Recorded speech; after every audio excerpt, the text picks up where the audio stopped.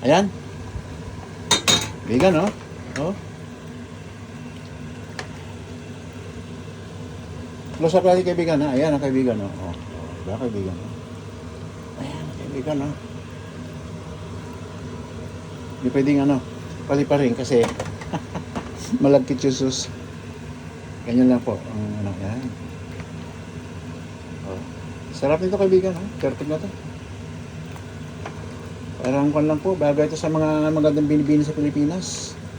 Mga madam beautiful, mga lola, mga lanay, mga tatay, mga lolo, mga bagets, ito.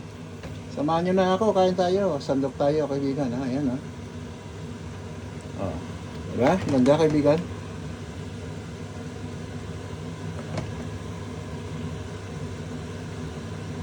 Oh. So, kaibigan, kain tayo. Ayan, ha. Yan. Sandok na, kaibigan. Sumandok ka na rito. Kung saan ka man. Maraming salamat sa ating lahat po. Kainan na po. Yan. Sunod natin kalan. Ayan po. Sunod na kalan natin. Ayan. Ayan.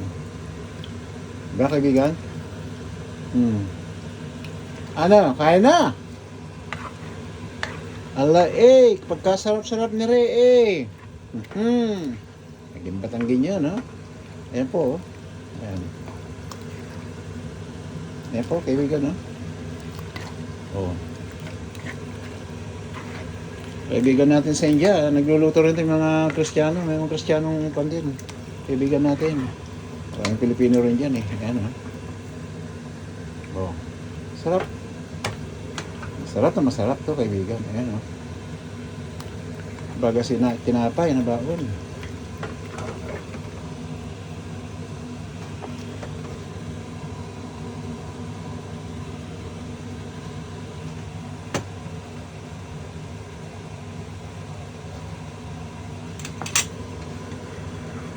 Ayan. Kaibigan, oh. Wow, sarap nito. Ayan.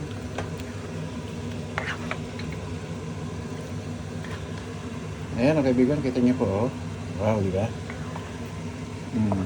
Slide lang yung sauce niya. Ayan. Kumbaga sa kumakapit yung sauce niya sa karne dahil tama na yung sauce natin, di ba, kaibigan? Ayan, oh.